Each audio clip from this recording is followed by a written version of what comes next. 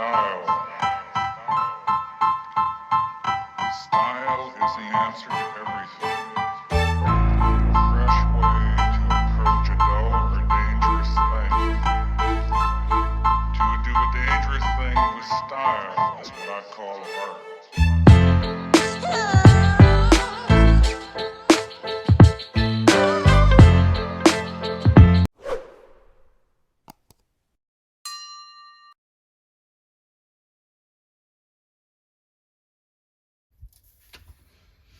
Hey everybody, welcome to the AFV factory and thanks for tuning in. So I thought I'd give you an update now on the trumpeter StuG E-100. So it's all painted now, and all I have to do is remove the masking tape off here to reveal the colours underneath. As I said before, I've used this AK Interactive 1946 Panzer colours, so you get 4 in there. You get 2 greens, a brown, and the Dunkel Gelb, which the colours are excellent. I really like the colours that you get. Not convinced about the paint, to be honest. It's it seems to be a bit finicky spraying, and I'm pretty used to thinning paints and getting good results out of them. So I was a bit surprised with this, but I mean, ultimately the texture and what you get once it's dried is good. It just seemed quite bitty and lumpy, spraying out almost a textured paint effect while it was wet. But that seems to have gone away and settled now that it's dry. So what have we got? Let's have a quick look at the tracks. These have been primed and then painted with, I don't think it'll probably show up too much because it's a very dark brown. It's this Vallejo German cam black brown, which is a good base colour for, this is going to be a winter vehicle, so this will be a good base colour for the tracks. Obviously they still need a bit of work doing to them, they've only been painted. Wouldn't glue together, and I don't have a stapler big enough to get a staple in there, so I've had to resort to sewing these joints, and I'm not very good at it. This one in particular has started to separate, so I'm going to have to get back in there and put a few more stitches into it. But the other one's okay, and I'm planning on having some, you know, tufts of grass and that sort of stuff in there, so the bits of thread that are here with the weathering and the extra, you know, the bits of grass and bits of snow and what have you, will hide any of my disastrous, or not so disastrous, messy stitching on these tracks. So the what else? Yeah, so wheels are all painted, sprockets are painted, and the idlers. So the mantlet is again done, as is the barrel. So I've just sprayed the end here in aluminium. That's Vallejo air colour. So that will give me a about that much of that will be shown, will be seen, just to give it the effect of it being polished by continually fired and recoil. I will go over that with a soft graphite pencil to give that more of a metallic sheen to it. I went for the aluminium because a lot of the so-called steel colours just don't have a realistic look. You've got, they seem to be too shiny and not look like steel, so I don't tend to use them very often. But that's a good base, that aluminium, to that can be further enhanced. So what else? Is there anything else I need to mention? Got the remote weapon station is now primed, ready for paint.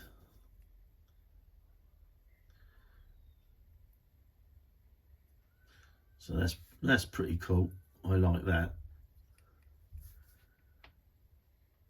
And if you're interested in having a look, it's a company called, I've got their little thing here, Model Bowray,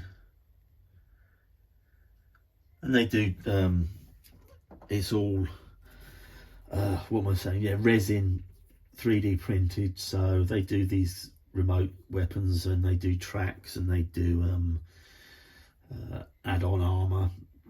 So yeah, check them out if you want. These are pretty good little company. So that the final stage for this, once I've peeled all this tape off, is that it's going to have a winter camo, but I'm just going to do the top part of the fighting compartment, and I'm going to do a nice wavy line going all the way round, and then I'll hit that with some chipping fluid, spray it white, and then scuff a load of it off. So below that kind of line down will have no white on it. And again, the barrel, I should probably do a wavy line running down there, so that the upper side is white and the lower side just still remains in the camo. So that's about it as it stands here now. So let's whip the masking tape off and have a final reveal of the camo. I'm hoping that it's going to look pretty good. I'm still I've not done this style before, and I've not done this with this tape before, so fingers crossed. Let's see how it looks.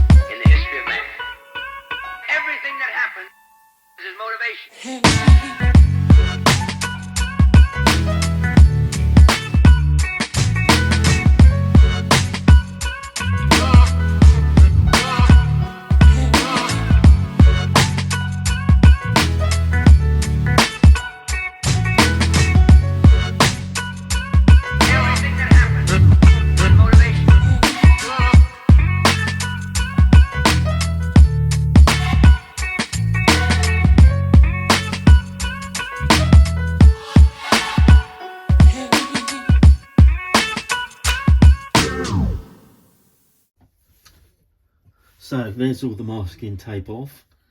A couple of hours to put it on, and a sped up 20 minutes to remove it. So what have we got? Some good things and some not so good things.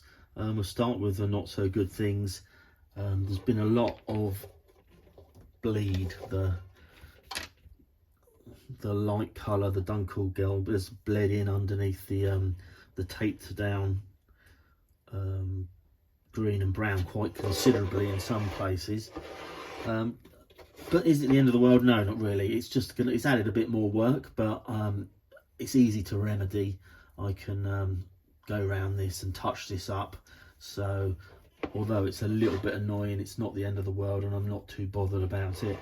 There's a couple of areas again where the paint needs some attention because it's not a full enough coat, and a couple of bits of red overspray onto the green.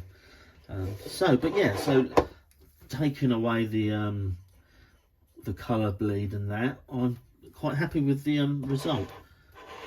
I've not done a camouflage like this before. I mean, it's one of those camouflage schemes that looks very, very gaudy and unnatural in its base state, because of the sort of, you know, the difference between the colours, the angular lines. It looks very unlikely as it stands, but once it's all toned down, weathered, it would look a lot different. I've done enough of these sort of colour contrasts to know that it won't stay like this forever, and it will be well toned down. Barrels come out nicely, I'm pleased with that. Again, you know, a few paint issues aside with paint bleed again. Otherwise, yeah, it's looking pretty good. So next stage then is going to be the touch up. We'll get the paint touched up. We can start then on doing some chipping, I'm guessing. I can go around and start with that, get the spray on markings on there as well. I'll have to have a look through and see what numbers I'm going to put on this and what other markings. But yeah, that's it. And the E25, just a quick recap on that, is now finally got a coat of satin varnish on it, a clear coat, so I can actually start weathering that as well. So there'll be a update on that soon as to how I weather it and what products I'm going to be using, and that'll also be, well, both of these things will also be on Facebook and Instagram and TikTok. If you want to check it out, it's all under the AFV Factory heading. But yeah, thanks for checking in. I hope you've liked it so far. I'm pleased with where I am, and all I can do is improve on this, which is what I should be focusing on next. And I'll leave it for now. So yeah, cheers for tuning in. Please like and subscribe if you like what you see. Any comments, that's great. I'll hopefully be able to answer them. But yeah, I'll leave it there. Cheers.